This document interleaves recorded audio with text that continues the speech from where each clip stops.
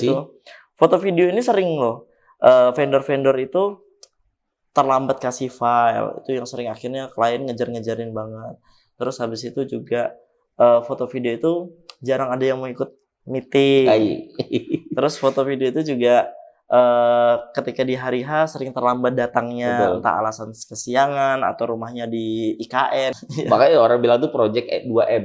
Project 2M? Iya, project 2M. Makasih. Iya, makasih Mas. Kalau untung balik modal tuh mungkin sekitar 5 tahun kali ya. Tahan hidup lah, sampai harus ngojek lah, harus... Pernah ngojek? Ngojek juga, jual-jualan apa? Yang tukang install ulang komputer.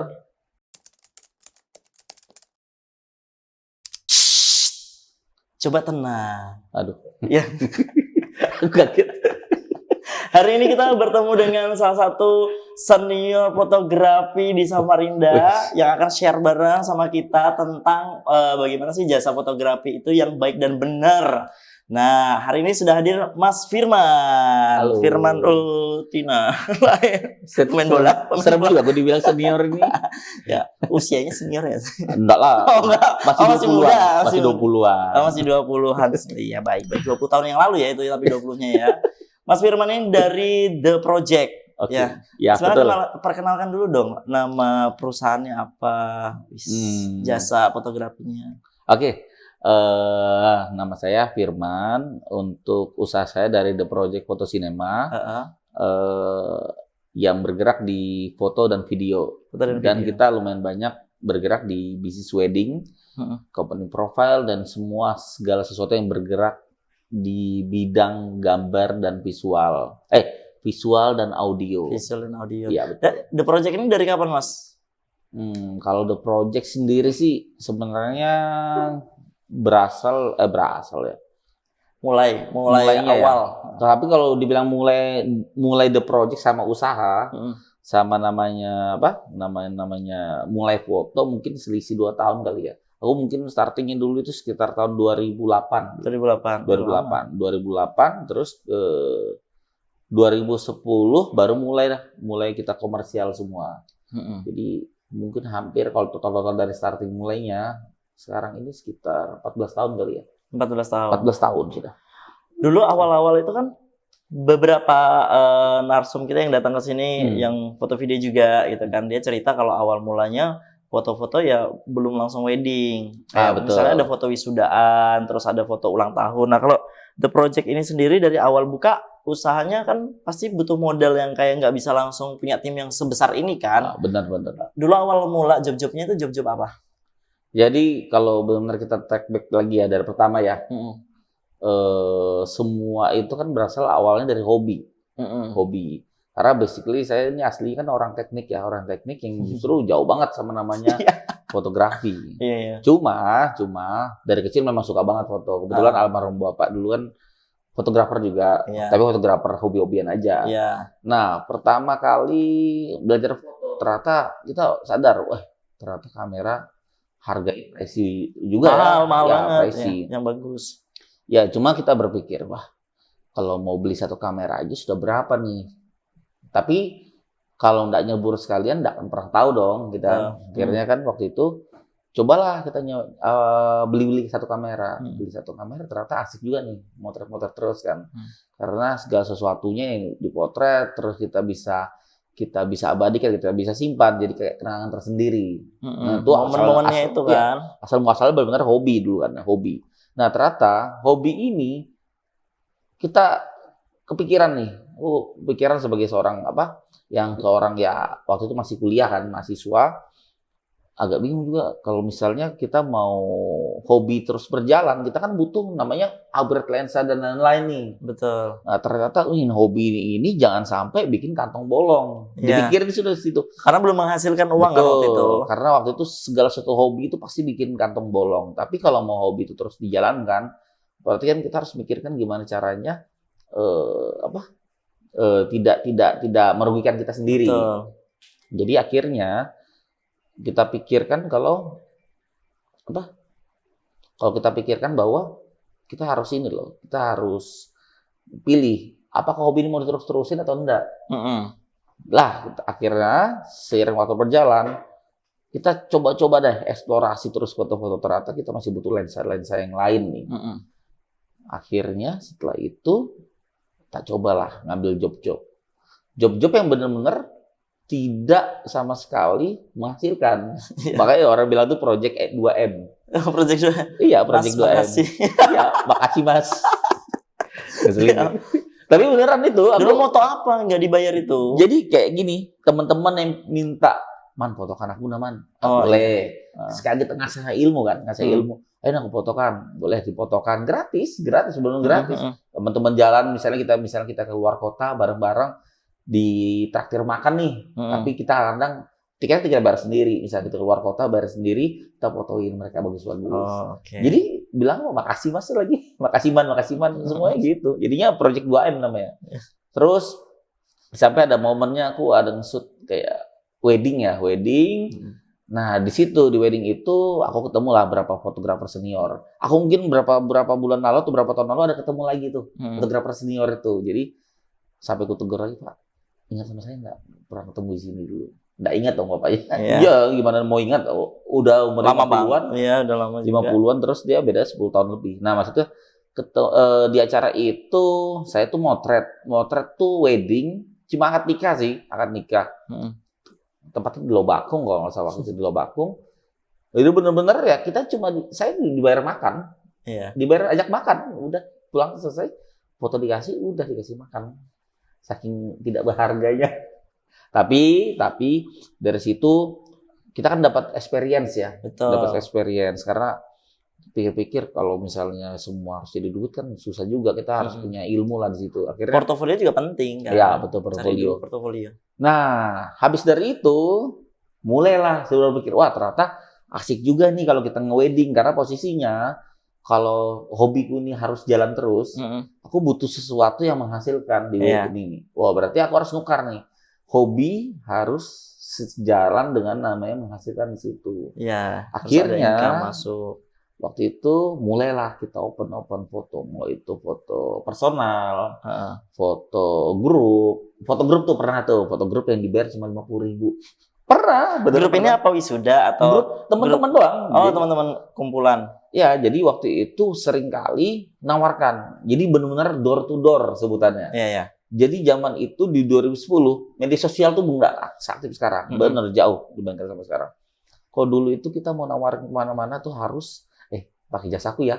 Kalau enggak, kasih tahu temanmu kalau mau pakai ini, pakai jasa. Ya, karena tahun 2010 itu kalau orang pakai foto pasti mikirnya, oh mahal nih, orang kaya nih, punya uang nih, harus bawa fotografer itu.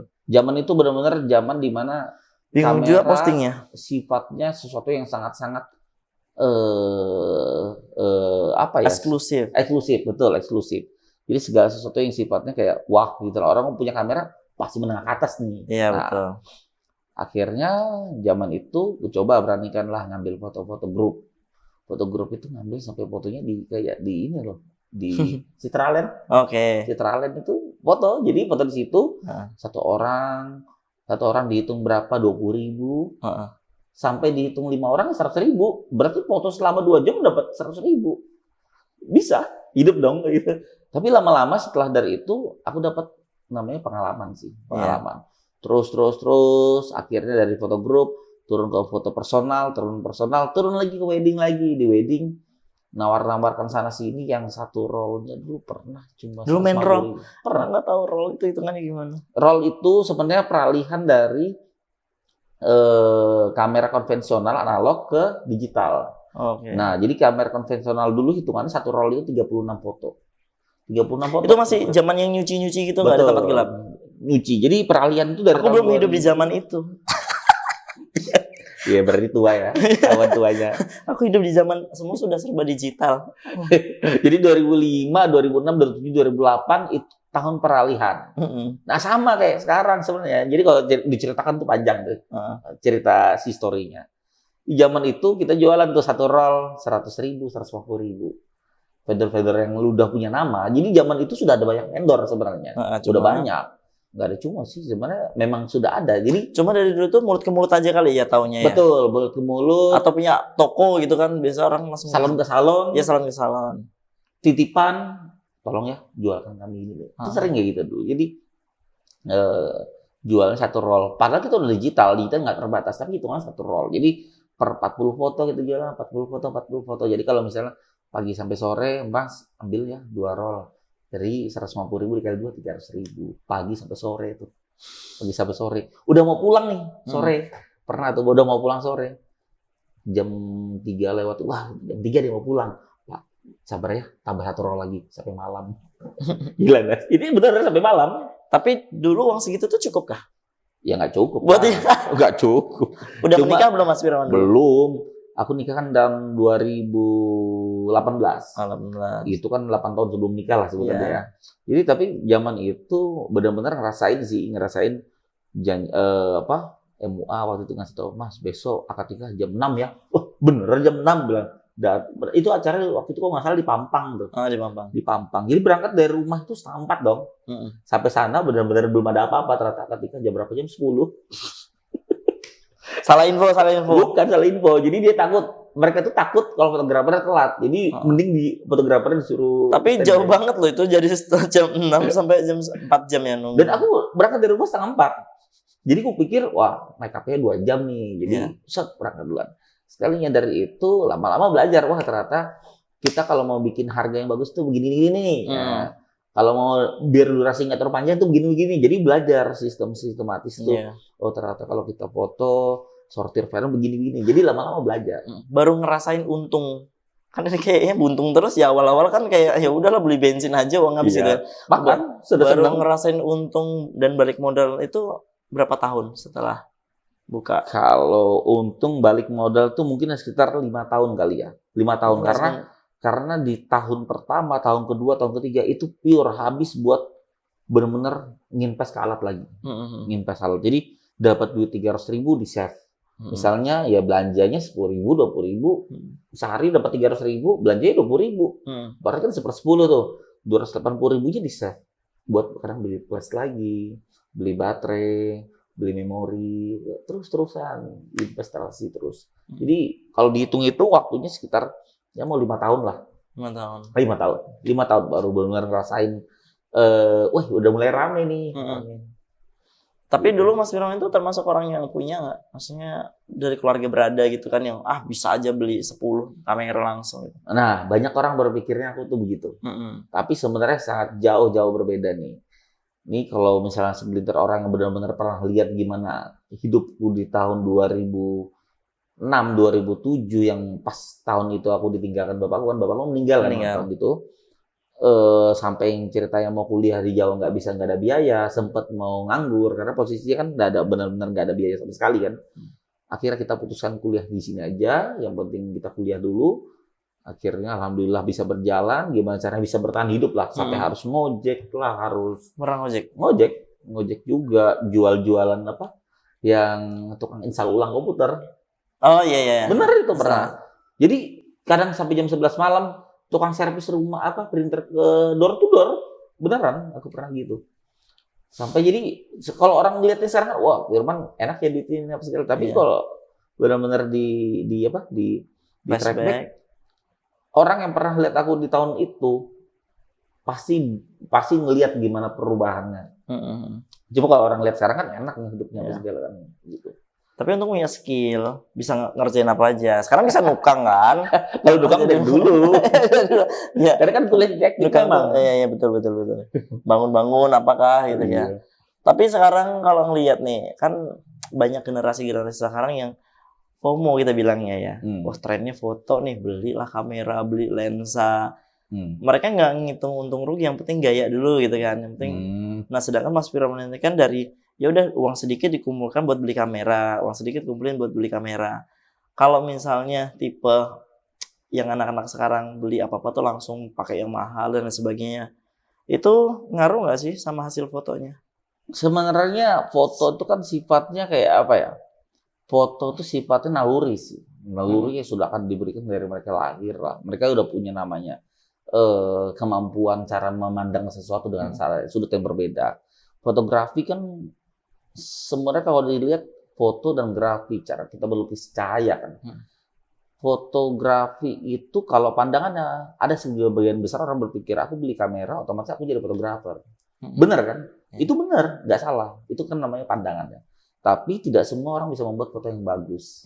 Kuncinya di situ. Tidak semua orang bisa membuat foto yang benar-benar punya cerita dan segalanya itu. Tidak semua orang bisa melihat sudut dengan sudut yang terbaik.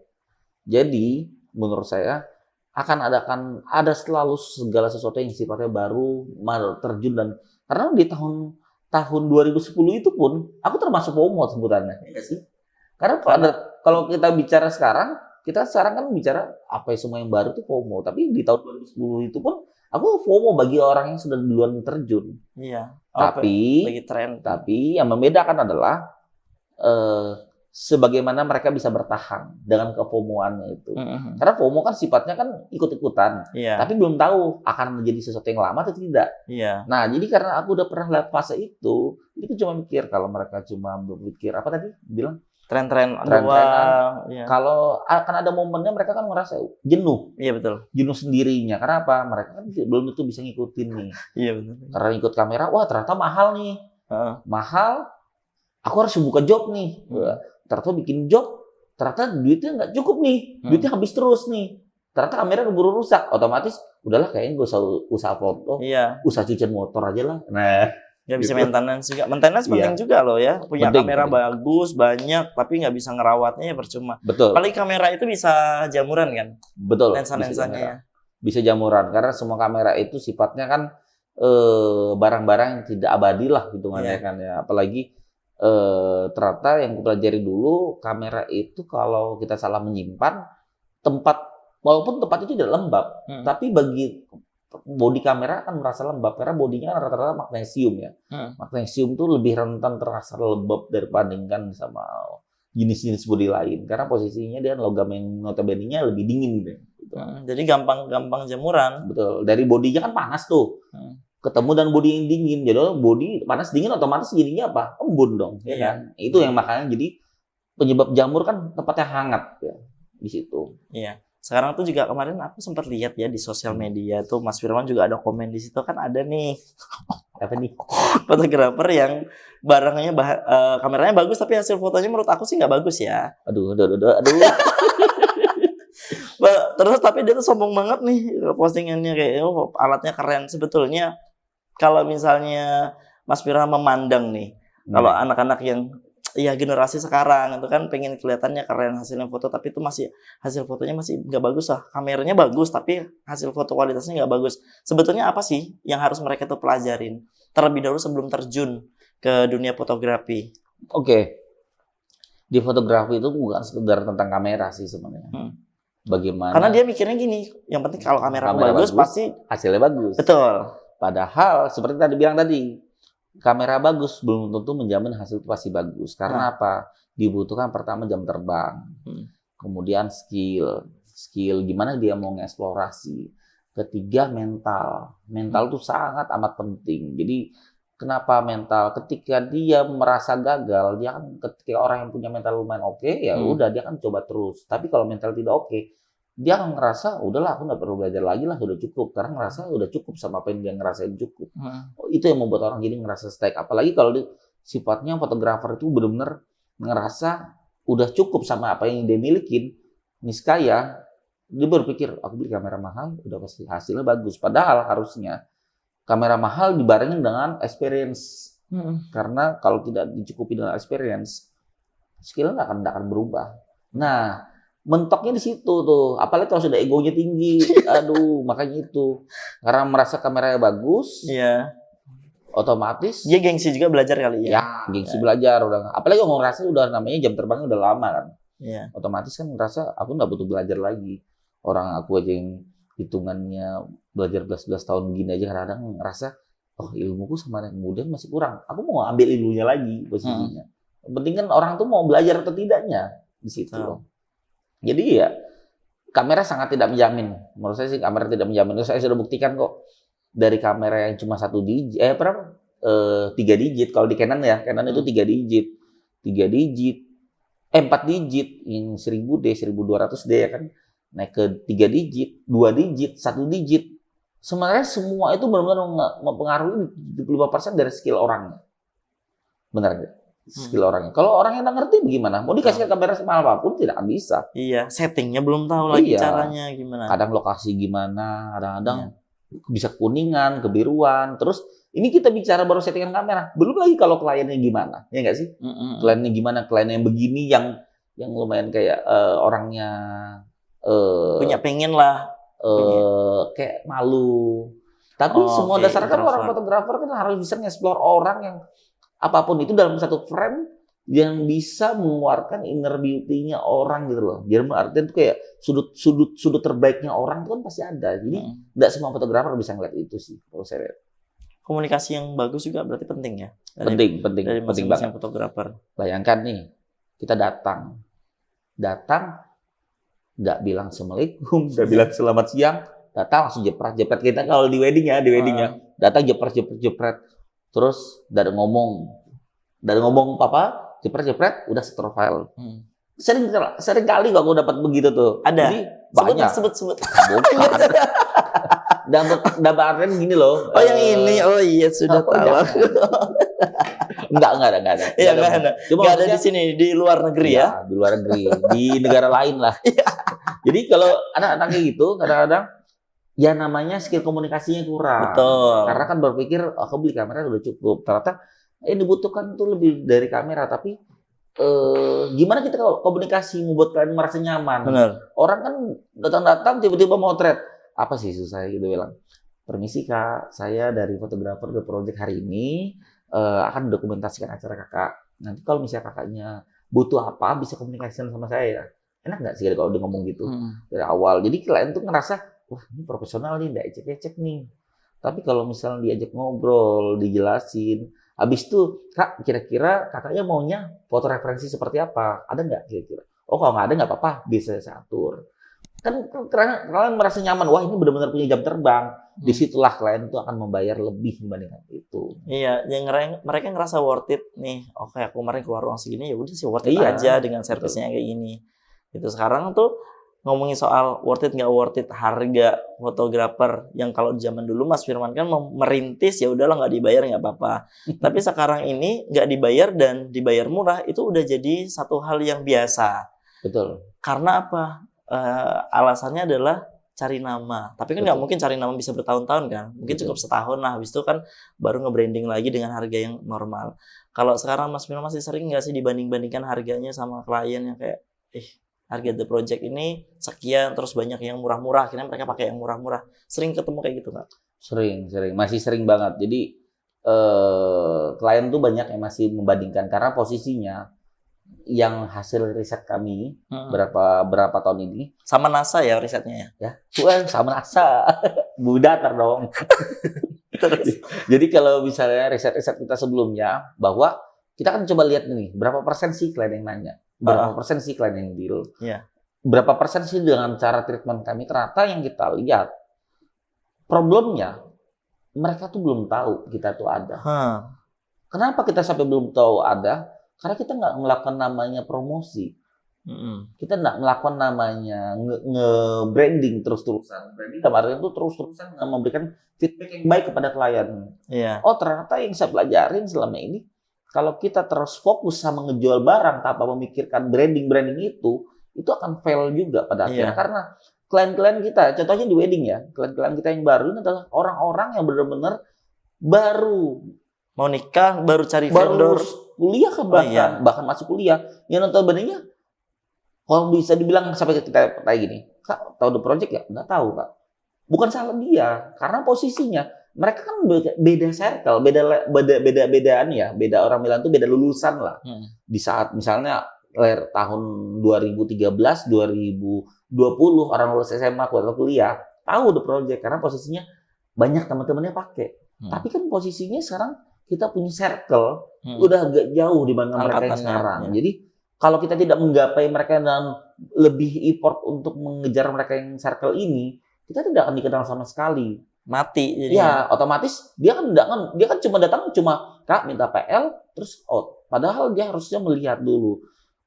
Ini kira-kira isinya apa aja. Tapi dikarenakan dia melihat kita seperti vendor yang lain, dianggapnya The Project sama nih sama vendor-vendor yang tahun 2021, 2022. Padahal kan umurnya kan udah jauh. Cuma mereka nggak lihat perbedaan di situ. Jadi mereka harus gimana cara kita sebagai vendor bisa ngedukasi bahwa kita ini adalah vendor-vendor yang hitungannya punya kredibel. Jadi dia cuma datang, cuma bedangkan harga baru pergi lagi, bukan seperti itu. Jadi kita harus bisa sebagai vendor, tantangannya bisa mengenalkan bahwa kami adalah vendor yang sudah bergerak begini. Terus siapa tahu ada keluarganya memberikan feedback bahwa Kak kemarin pakai siapa, ini bagus. Nah disitulah pentingnya servis di hari H.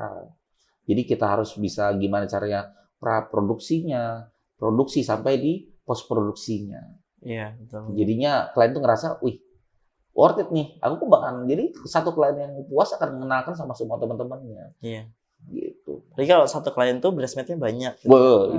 Itu satu sebenarnya. Panen dah itu. Kalau secara orang bilang tuh MLM, multi level marketing. Iya. Iya, karena kalau kami dari riset beberapa tahun ini kita lihat satu klien yang puas itu akan menghasilkan jumlah job sesuai dengan jumlah breastmate-nya. Iya. Aku pernah loh. Mahakarya kemarin 5 nih. Jadi mereka berteman berlima. Iya. Yang ini menikah pakai Mahakarya, empat-empatnya pakai Mahakarya semua. Betul kan? Karena posisinya satu orang puas akan mengenalkan sama. Tapi kalau satu orang tidak puas bakalan menyetop kita punya. Iya. Karena kalau mereka udah ngeliat ini bagus nih, mereka udah pasti mikirnya ntar aku keluar uang banyak ataupun beda sedikit gitu kan, tapi aku belum tahu nih gimana ketika servisnya, dia belum lihat langsung. Ya udah pakai yang pasti-pasti aja udah bagus itu. Makanya tidak ada lagi namanya orang membandingkan harga lagi, karena dia udah ngerasa worth it kok segini. Nah, karena orang-orang yang bandingkan harga rata-rata adalah klien baru dari segmen yang baru. Jadi kita tidak bisa memaksakan juga orang semuanya harus masuk ke harga kita, karena pangsa pasar itu akan terus kan ada namanya pangsa pasar yang berbeda. Jadi ada pangsa pasar low, menengah, sampai high. Jadi semua itu pilihan kita masing-masing. Sekarang The Project udah di high kan? Aduh. Amin. Job-jobnya kan udah ngeri ya. Amin. Nah, kalau misalnya kita kan pasti kalau sama klien mereka pasti kalaupun misal belum tahu tentang pernikahan, vendor-vendor buta ibaratnya gitu kan. Betul. Pasti mereka ngelihat adalah nominal. Sebetulnya Mas Firman yang perlu digarisbawahi selain dari nominal itu, ketika ngelihat paket foto video apa sih? Kadang tuh orang suka ketipunya gini loh. Ternyata dapatnya file doang. Itu minta cetakan, apalagi kan klien kadang tuh cuma fokus utamanya adalah di harga. Padahal betul. Apa hal yang perlu dilihat ketika menanyakan price list? Menurut Mas Firman. Jadi banyak banget orang itu sekarang cuma melihat angka. Betul. Iya. Datang melihat angka, murah, langsung bayar. Pakai mahal, skip dulu. Nah, itu kembali lagi, kita harus kita bisa memilah. Ketika ada klien kan ketika datang kan ada ngomong gini, Kak minta PL. Kalau dia memang benar-benar serius mau pakai jasa kita kan sounding, Kak kira-kira acaranya kapan? Kalau dia udah ngebit, masih lama Kak, ya sekitar tahun depan. Ini kan anggapnya bulan 10 ya. Yeah. Ini sudah bulan 10 nggak sih? Udah bulan. Belum deh. Belum, besok tahun depan. Ini bulan 9. Soalnya bulan depan kucingku 10 bulan umurnya. Ada ulang tahun dong. Iya, ada ulang tahun. Jadi kadang kucing jadi ya dong. Sudah jadi walaupun ditipu-tipu itu ya. Oh iya ya. Iya. Semoga orangnya nonton sih. Enggak tahu ya nonton. Jadi ada ulang tahun dia. Nah, 2 bulan lagi kan hitungannya tahun depan. Jadi ngomongnya tahun depan Kak di bulan 1. Oh, berarti ini klien sebenarnya cuma mau ngecek ombak. Nah, kita lempar lagi. Ini Kak, kakaknya mau ketemu nggak atau mau dijelaskan secara detail? Kalau dia memang cuma dasarnya udah Kak minta PL aja, udah kita sounding aja PL. Nah kami sampai sekarang nggak pernah takut hitungannya di compare sama vendor lain, karena posisinya akan selalu ada vendor lain yang lebih murah. Betul. Pasti ada. Kami bilang mau compare silakan, tapi nanti kalau sudah selesai acara baru kerasa. Iya. Aku berapa kali tuh ada dapat klien dulu ya. Di 2018-an ke bawah, ada klien ngoper-ngoper gitu. Ujung-ujungnya datang ke studio. Aku dulu pernah loh minta PL sini, tapi weddingnya aku nggak sama ini waktu itu. Oh iya, gimana? Nyesel Kak. Loh, iya Kak. Coba lihat harganya. Ya iyalah, aku bilang harganya 50% dari harga kami. Karena bilang saya nyesel sih Kak. Kenapa? Pertama, nggak lambat lah apa segala itu, kadang nggak plan udah memuaskan. Ya bagi kami ya udah, namanya kalian punya experience kan, setidaknya sekarang kalian datang ke studio kami mau foto keluarga apa segala bisa tahu nah perbandingannya. Jadi setidaknya kan bisa belajar bahwa next time-nya akhirnya setelah dari itu klien itu pakai kami terus di ulang tahun, tasmiahan, bahkan saudaranya mau wedding pakai kami karena belajar. Oh ternyata klien yang hitungan cuma nanya doang itu bukan berarti putus di situ aja. Ternyata mungkin rezekinya bukan di wedding, bukan sama kita, tapi mungkin rezeki yang lainnya yang bisa sama kita. Iya. Tuh. Anggap aja positif ini. Oh ya udah, mungkin Allah nih ngasihnya biar dia tester sama yang lain, biar next pakai kita terus. Betul. Itu dikasih dulu tester dulu yang lain biar nggak penasaran aja kan. Betul. Jadi dia tahu kan ternyata worth it nih. Nah, terkadang kan pembeli kan nggak selalu stop di situ aja. Yang lain nggak tahu itu juga gini, kenapa sih harga fotografer yang oke gitu kan, yang bagus itu, kenapa harganya itu pasti lumayan menengah ke atas, ibaratnya agak lumayan mahal ya. Tapi nggak mahal sih menurutku, worth it ya. Karena kan ada, kalau kayak The Project ada tim yang untuk ke lapangan sendiri, editor sendiri, kayak gitu-gitu kan. Kan harus membayar orang-orang ini. Kalau mungkin klien-klien juga harus tahu nih, yang mungkin harga-harga murah tuh perlu ditanyakan nih. Mungkin dia masih one man show, dia yang moto ke lapangan, dia yang ngedit, akhirnya hasilnya juga lama, ya nggak bisa berharap banyak dengan itu ya. Nah itulah pentingnya namanya SOP. Jadi kalau di kami itu kami punya namanya SOP, sistem kerja yang dari sebelum acara, ketika acara sampai selesai acara. Jadi sebelum acara kami akan nge-treatment klien gimana pun caranya biar kami harus tahu dari rundown acara. Jadi kami bisa memperkirakan nih ketepatan jadwal kami datang. Terus apa yang perlu kami shoot? Berapa tim yang harus kami siapkan? Dan bagaimana alat-alat yang harus kami bawa? Ketika acara kami harus melihat juga gimana kondisional tipikal klien ini. Karena klien kan beda-beda punya mood ya. Klien punya standarisasi tipikal punya ekspektasi yang berbeda-beda. Nah itu jadi challenge buat kita sebagai fotografer untuk bisa menangkap semua itu dalam satu frame. Dan ketika selesai acara post production, yang kami harus pikirkan gimana caranya. Kan banyak tuh dulu sering kali cerita bahwa lambat dikasih file apa segala. Jadi kami belajar, ternyata klien itu expect di awal jangan sampai kecewa di akhir. Benar. Jadi kami berpikir gini, gimana caranya klien itu dapat file secepat mungkin. Jadi file secepat mungkin, album secepat mungkin. Karena apa? Klien yang puas akan memberitahu kepada semua teman-temannya dan semua keluarganya. Di awal mungkin puas, di pra sampai produksi. Tapi ternyata di pasca produksi atau di post produksi ternyata lama ya. Iya. Terus filenya tidak sesuai nih. Itu yang akan jadi malah stop. Nah, makanya kita pikir bahwa ternyata kita harus membuat siklus yang baik gitu loh. Betul. Karena klien itu bukan sekedar cuma beli putus, tapi klien itu bisa menjadi ladang rezeki kita untuk next-nya lagi. Iya. Sekarang tuh lagi zaman ini Mas Firman, selesai acara minta testimoni langsung ke pengantin. Nah, kami kalau di Mahakarya itu kita tidak menerapkan itu sama sekali. Jadi kita tidak pernah minta testimoni, makanya setelah selesai acara, file semua selesai semua, ibaratnya udah clear. Nanti klien itu baru ngechat sendiri, Assalamualaikum, Mas Aziz, bla bla bla, dia terima kasih dan sebagainya, itu baru yang kami posting. Karena kalau misalnya aku pikir ya, klien ketika dipaksa, ketika di hari H, misalnya langsung disodorkan kamera, Kak minta testimoni, pasti mereka kan bilang bagus, oke, gitu kan, karena pertama ada rasa nggak enak kan. Betul. Kedua juga, dia belum tahu nih endingnya bakal bagaimana, ada tambahan charge atau enggak, dan lain sebagainya ya. Itu sih, iya, karena memang kayak gitu. Foto video ini sering loh, vendor-vendor itu terlambat kasih file, itu yang sering akhirnya klien ngejar-ngejarin banget. Terus habis itu juga foto video itu jarang ada yang mau ikut meeting. Terus foto video itu juga ketika di hari H sering terlambat datangnya. Betul. Entah alasan kesiangan atau rumahnya di IKN, kita kan nggak tahu ya. Dia gitu. Kalau menurut Mas Firman sendiri membenarkan atau tidak, atau kayak toleransi nggak sih sama orang-orang yang kayak gitu? Yang mana dulu nih? Ada lumayan banyak nih. Oh, ini udah sepaket. Biasanya kalau dia udah telat, filenya lama, ya gitu. Biasanya sudah sepaket sih. Oke. Kalau dari yang pertama tadi ya, tentang testimoni. Kalau testimoni menurut saya sih sebenarnya pandangan kan macam-macam tuh ya, pandangan. Jadi semua itu bebas sih, mau pandangan yang mau lihat setelah acara kah atau sebelum pas lagi acara. Karena kalau saya lihat sih benar juga, saya baru dapat pandangan tuh, oh iya juga sih klien merasa capek kalau ngerasa ini. Cuma ya kita kembalikan sama klien lagi. Kalau di kami sendiri sih di foto biasanya klien bisa tiba-tiba ngechat gitu setelah acara. Jadi sama. Sampai album diterima, kemarin ada satu klien kami tuh ngubungi gini, Kak terima kasih ya udah nemenin kami dari Prawet jauh-jauh ke Balikpapan, importnya luar biasa dari pagi sampai malam. Terus di wedding benar-benar menghidupkan suasana, sampai dibilang menghidupkan suasana tuh, membuat mood gua enak juga katanya. Terus aku ngasihkan mood board benar-benar terekam semua. Aku benar-benar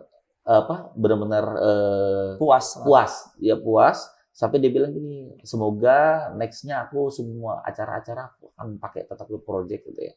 Kami benar-benar terharu ya.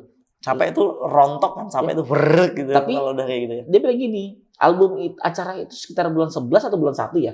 Inilah mau setahun berarti kan.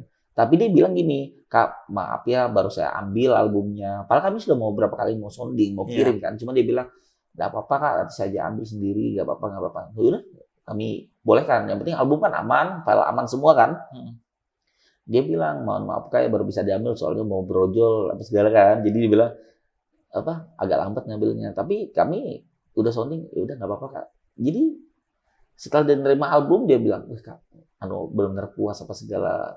Jadi kami tuh ngerasa jadi mood booster lagi buat kita jualan lagi selanjutnya. Karena, satu klien puas nih kayak ini suatu kayak vitamin kita lagi nih, kita bisa lebih semangat lagi buat next job selanjutnya. Nah itu yang tadi tuh tentang testimoni. Nah kemudian kayak masalah kecepatan waktu ya, kecepatan waktu sih sebenarnya itu kembali ke personal karena saya sendiri menerapkan kalau misalnya di tim kami kita misalnya akad nikah jam 8 kita cek dulu di rundownnya jam berapa ya kan, rundownnya jam berapa. Kalau misalnya make upnya jam 4 berarti kita sudah standby dari 1 jam setelah make up dimulai. Kenapa? Dan itu pun posisinya kalau di tim kami anggapnya jam 4 udah mulai make up, jam 5 udah di lokasi, berarti yang di studio udah standby semuanya di setengah jam perjalanan ke lokasi. Tapi kita lihat dulu lokasi di mana. Kalau lokasi di Tenggarong kan beda lagi cerita. Iya, jam 4 juga. Iya, kalau bisa nginep sekalian kita. Karena posisinya lebih baik kita kecepatan daripada kita terlambat. Konsepnya gitu. Terus satu lagi yang mengenai satu lagi? Meeting. Penting nggak sih ikut meeting tuh? Karena mereka tuh mikirnya gini, ya udah yang penting jamnya aja ntar info gitu. Jadi gini, kalau di pendapat saya pribadi penting pakai banget meeting itu. Karena apa? Meeting itu kan sebenarnya technical meeting, teknisnya, membahas segala teknisnya di hari H. Apabila segala sesuatunya itu dibahas di hari H dan dia tidak bisa hadir, berarti dia harus wajib mengikuti segala sesuatu yang sudah disepakati di technical meeting. Benar kan? Benar. Karena technical meeting adalah menyepakati dan hitungannya kayak musyawarah bersama. Tapi ketika ternyata di hari H tidak bisa menyepakati, ketika berjalan, dia boleh disalahkan posisinya. Karena dia tidak memberikan suatu masukan ketika di technical meeting. Karena posisinya tidak menginfo, Kak ini kok akad nikahnya kok make up-nya jam 1 ya? Nggak bisa nih, aku datang jam 5. Dia nggak ikut meeting.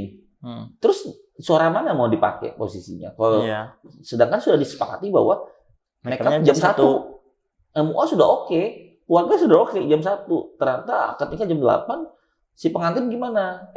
Si fotografer gimana? Siap nggak? Mau tetap on time atau tidak posisinya?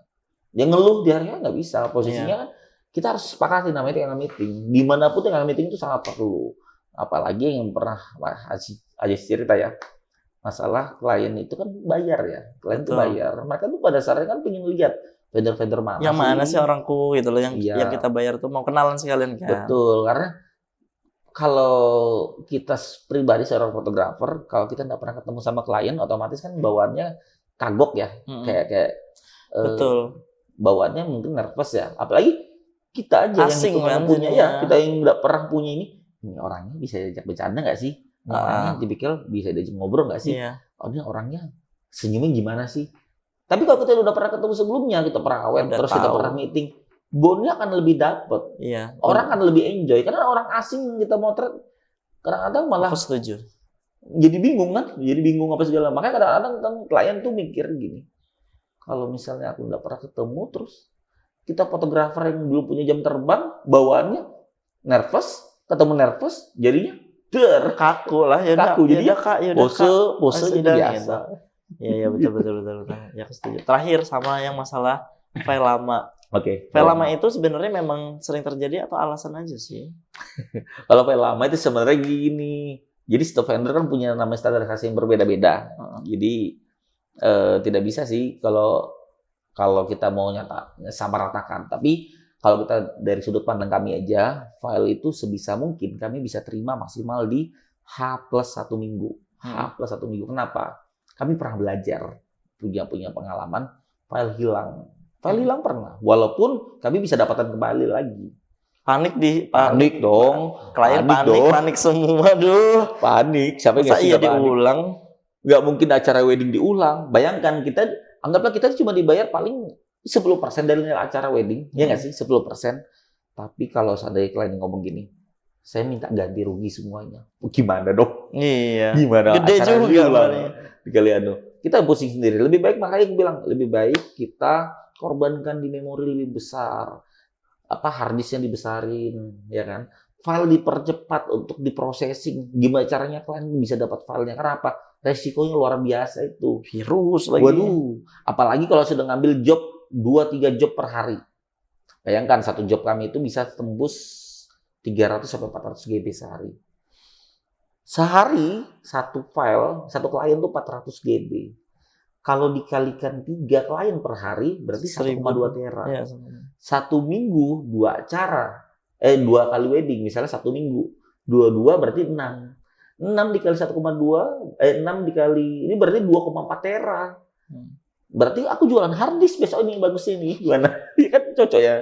Gimana kalau nggak filenya nggak cukup? Hard disk mahal nggak sih? Nggak mahal, coba bikin kantong bolong aja. Iya, mahal berarti ya. Tapi kan hati tenang. Aduh, ya betul. Kembali lagi, kalau vendor itu tidak punya keuangan yang baik, tidak memiliki namanya manajemen keuangan yang baik, harus disisihkan buat beli hard disk, sisihkan buat bayar listrik. Otomatis boncos, tutup vendor, file hilang, kabur. Tutup dong nanti. Iya, itu sering kejadian. Makanya nih klien-klien juga harus melek juga, harus realistis lah ya. Betul. Pakai vendor tuh, kenapa vendor itu harganya tinggi? Karena yang pertama ada properti kantor yang mereka lengkapi, kayak misalnya punya kamera, punya PC, punya hard disk, gitu-gitu kan. Betul. Terus punya SDM yang bagus juga. Ya udahlah. Kalau misalnya murah, ya perlu dipertanyakan banget itu. Betul. Harus siap dan resikonya. Punya hard disk nggak masalah, saya punya flash disk aja. Ada gitu tumpuk-tumpuk karena memorinya terlalu dikit, akhirnya apa? Iya. Udah aku backup deh kemarinnya. Udahlah, lagi kerja, cikat aja langsung diformat. Akhirnya filenya hilang. Pusing kan sekarang. Sip. Mantap. Pesannya Mas Firman buat para calon-calon pengantin yang mau pilih fotografi. Jadi kalau kita mau pilih fotografi atau fotografer buat acara kalian, pertama cek track record-nya. Iya, dari Instagram. Betul, Instagram bisa. Cek, bisa tanyakan sama teman-teman yang udah pernah pakai. Itu paling baik. Kemudian cek lagi gimana portfolionya, cocok nggak sama kalian punya namanya referensi atau kalian ingin punya style foto, cocok nggak? Ketiga, coba cek lagi gimana harganya. Jadi jangan harga dulu dicek pertama, tapi kualitasnya dulu baru di harganya. Keempat, jangan pernah berpikir bahwa vendor itu akan selalu available. Iya. Betul, available. Ya. Available. Cari di Google Translate ya. Available, bahwa jadwalnya, Kak minta PL, terus dapat PL baru kabur pergi, baru bulan depan lagi datang, Kak, aku mau booking. Lah, kemarin nanyanya bulan lalu loh, belum tentu ready jadwal kita. Nah, kan untuk proyek kan rame terus tiap hari ada foto. Amin. Terus cek lagi yang pasti gimana SOP kerjanya. Itu paling penting. Karena apa? Jangan sampai kita punya ekspektasi terhadap vendor lain, kita terapkan sama vendor tertentu. Jadi siapa yang kita pakai vendor, kita harus siap dengan konsekuensinya dan bagaimana sistem kerjanya itu. Jadi biar semua itu ada nama win-win solution, si pengantin senang, hati tenang, dan semua vendor nyaman. Mantap. keren. Ini sudah 24 SKS, berhubung kita sudah di penghujung. Udah lama ya? udah hampir sejam. Hampir sejam. Gak kerasa kan kalau di sini? Serius? Iya, coba tenang ya. Aduh. Terus tetap tenang ya. Aduh. Terima kasih Mas Firman dari The Project. Semoga sering-sering ketemu sama Mahakarya nanti ya nextnya. Aku senangnya itu karena pasukannya banyak. Aduh. Kayak orang ini dong, apa? Ronggia. Iya, sekali ngejep ini orang mau pindahan dari mana sih? Karena krunya ada banyak. Nanti kita ketemu lagi. Ini juga jadi referensi Mas Firman buat yang mereka mau membuka jasa fotografi, yang mungkin mau memulai gitu kan. Jadi biar benar dulu juga jadi referensi klien. Kalau misalnya pakai The Project ya udah aman. Kalau kamu punya experience yang menyenangkan, tapi aku setuju Mas Firman ini kalau di lapangan memang dia lebih ngobrol sama klien. Kayak iya kakak gitu. Aku senangnya gitu sih. Jadi membangun bondnya dulu ya. Betul. Sip. Habis itu membangun rumah sih. Aduh, pas banget kita membangun rumah. Oke, sampai ketemu lagi. Siap. Tutup dong acara ini. Iya. Siapa? Saya yang nutup. Iya. Janganlah, masa ini nutup. Kita nggak punya closing. Aduh. Ya, Oke. Jangan lupa. Jangan lupa. Apa? Pakai The Project dengan aku bingung itu pakai apa. Bisa ya ditutup. Jangan lupa subscribe. Jangan lupa subscribe dan like channel ini. Bagikan jika kalian ingin mendapatkan vendor-vendor terbaik, bisa langsung tonton terus di sini guys. Di sini apa namanya? Coba tenang. Coba tenang.